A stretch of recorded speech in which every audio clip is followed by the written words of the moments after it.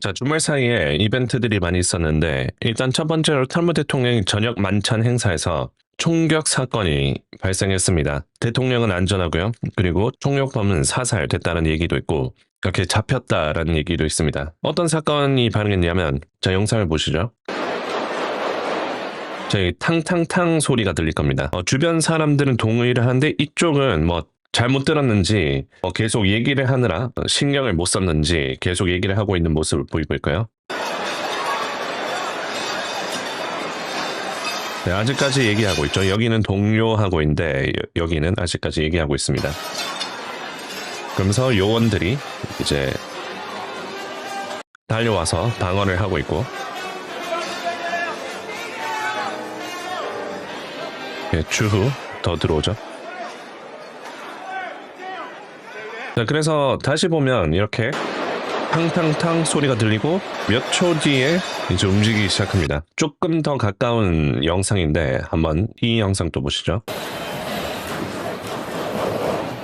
자, 방금 탕탕탕 소리 들렸죠? 근데 여기는 아직까지 얘기를 하고 있습니다. 그 후 이제 무슨 일이 일어난지 확인을 하고 멜라니아 트럼프 영부인이 놀라고 이제 막 달려오죠, 요원들이. 처음에는 이 총격 사건 용의자가 뭐 사살당했다라는 얘기도 있었는데 아마도 붙잡힌 것 같습니다. 이렇게 트럼프 트루소셜 게시물에 이 사진을 올렸고요. 추후 트럼프 대통령이 기자회견을 했고 이 오늘의 만찬을 30일 연기시킨다라는 발표를 하고 이번 사건은 단 한 명의 소행으로 보인다라고 얘기를 합니다. 자, 그래서 이렇게 큰 일은 없었고 상황은 일단락되어 보입니다. 자, 그리고 주말에 또 새로운 뉴스가 있었는데 이란 협상 관련해서는 트럼프 대통령이 미국의 특사단을 파키스탄에 방문하는 것을 전격 취소했다고 합니다. 이렇게 올렸는데 방금 이란 측과 만나기 위해 파키스탄으로 향하던 내 대표단의 일정을 취소했습니다. 이동에 너무 많은 시간이 낭비되고 일이 너무 많습니다. 게다가 그들이 지도부 내에는 엄청난 내분과 혼란이 존재합니다. 누가 책임자인지 아무도 모릅니다.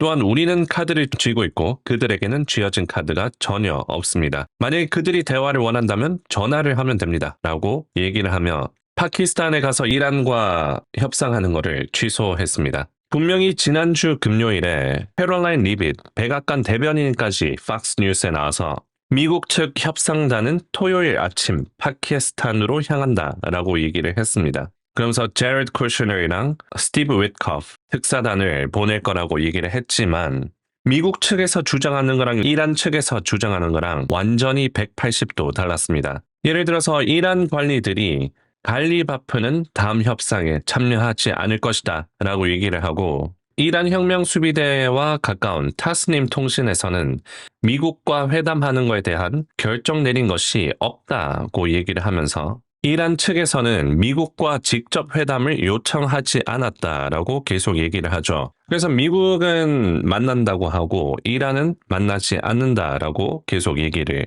해서 서로 말이 맞지 않는 상황이었습니다. 결국 이란 측이 맞았었죠. 이렇게 트럼프 대통령이 토요일에 파키스탄을 가는 거를 전격 취소했다라고 게시물 작성을 하면서 이란 측에서 만나지 않겠다라고 얘기를 했는 게 맞았었죠. 지난주 S&P 500이 또 사상 최고치를 기록하면서 4주 연속 상승했습니다. 그래서 2024년 이후 가장 긴 상승을 기록했고 이란이랑 협상할 거라는 기대감 덕분에 이렇게 시장이 쭉 올라왔습니다. 그래서 이런 패턴이 좀 반복되고 있는데 2주 전에는 트럼프 대통령이 호르무즈 해협이 열렸다라고 얘기를 했는데 열리지 않았었죠. 현재 호르무즈 해협에 통과하고 있는 오일 선박들은 4개밖에 되지 않았습니다. 그래서 여전히 호르무즈 해협이 닫혀 있는 상태죠. 그리고 트럼프 대통령이 금요일에 미국은 현재 이란의 실권자들과 협상 중이며 미국이 만족할 만한 제안들을 이란이 이번에 내놓을 예정이다 라고 얘기를 했는데도 또 주말에 협상을 전격 취소했죠. 자, 취소를 하면서 위켄드 오일은 1.8% 오르고 있고 위켄드 나스닥은 0.4% 정도 떨어지고 있습니다. 뭐 큰 정도의 하락은 아닌데 이제 다음 주부터 본격적으로 실적 발표가 나옵니다. 월요일부터 셀레스티카, 헤이덴스, 반도체 쪽으로 실적이 있고 화요일에는 로빈후드, 블룸 에너지, 시게이트, 기자, 엔피스, UPS, 코카콜라, 코닝 쪽도 IT 쪽이죠. 스포티파이, 주요 기업들 실적 발표 나오고 이제 수요일이 본격적으로 큰 회사들 실적이 있습니다. 마이크로소프트, 아마존, 메타, 구글, 벌써 빅7 중에서 4개가 수요일에 실적이 잡혀져 있죠. 목요일에는 애플 실적 발표가 있습니다. 샌디스크, 반도체 쪽으로 큰 곽강을 받고 있는 회사이죠. 웨스턴 디지털 또 실적이 있습니다. 그래서 데이터 메모리 쪽으로 큰 회사 실적 발표 2개가 있습니다. 그래서 이때 반도체가 또 크게 움직일 수 있겠죠. 그래서 다음 주는 본격적으로 실적 발표의 거의 피크, 거의 고점, 거의 제일 높은 수준으로 실적 발표가 있고요. 그리고 FOMC가 있을 예정인데 이제 이번 FOMC가 제롬 파월 연준 의장의 마지막 FOMC가 될 겁니다. 5월부터는 케빈 워시가 연준 의장으로 인준이 된다면 역할을 할 텐데 이번 FOMC에는 큰 기대감은 없고 제롬 파월 연준 의장이 FOMC 이사회로 남을 것인지 안 남을 것인지가 제일 중요합니다. 일반적으로는 연준 의장직이 끝나면 FOMC에서 떠나는 게 관례인데 이번에 제롬 파월은 연준 이사로 남아있을 가능성이 제기되고 있습니다.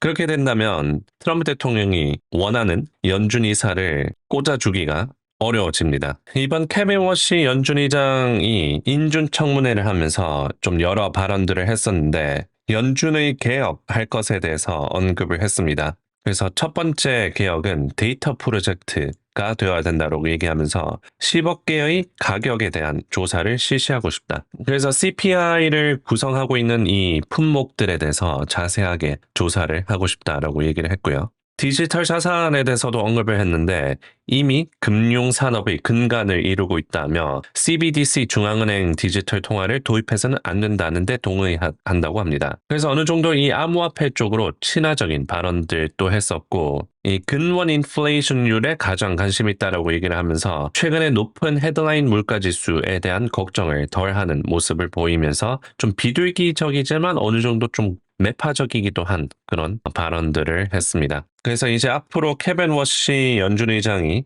전 연준 이사가 의장으로 되면서 통화정책적으로 어떻게 변화가 있을지 이제 물결이 벌써 느껴지고 있습니다. 자, 이제 실적 발표 시즌인데 이제 다음 주는 어떤 전략을 짜야 되는지 주말에 멤버십 방송이 있을 거고요. 거기서 어떤 섹터를 봐야 되는지, 어떤 종목을 봐야 되는지, 그리고 어떤 전략을 짜서 다음 주에 성공적으로 투자를 할 수 있는지 다룰 겁니다. 고정 댓글에 링크가 있으니까 한번 확인해 보시고요. 오늘 영상을 요약하자면 트럼프 저녁 만찬 행사에서 총격 사건이 발생했는데 대통령은 안전하고 총격범은 잡혀 들어가서 이제 질문을 받고 있다라고 합니다. 보시다시피 상황이 아주 심각해 보이지는 않았습니다. 탕탕탕 소리가 들렸는데 트럼프와 여기 주변인들은 대화를 나누고 있었고 별로 개의치 않아 보이는 그런 상황이었습니다. 물론 얘기하느라 바빠서 못 들었을 수도 있어요. 트럼프 대통령이 역사상 암살 시도 3번 살아남으면서 가장 많은 암살을 피했다라는 얘기가 있는데 비공식적인 것까지 합치면 5개 정도가 된다라는 것 같기도 해요. 그래서 이게 앞으로 계속되면 과연 트럼프 대통령이 안전하게 오랫동안 대통령직으로 있을지에 대한 그런 의문도 생기기 시작합니다. 자, 주말에 또 이란 관련해서는 파키스탄 방문 전격으로 취소됐고 위켄드 위가가 조금 오르고 위켄드 나스닥이 약간 내리고 있습니다. 자, 또 주말에 이란 관련해서 또 새로운 소식이 있으면 전달해드리겠습니다.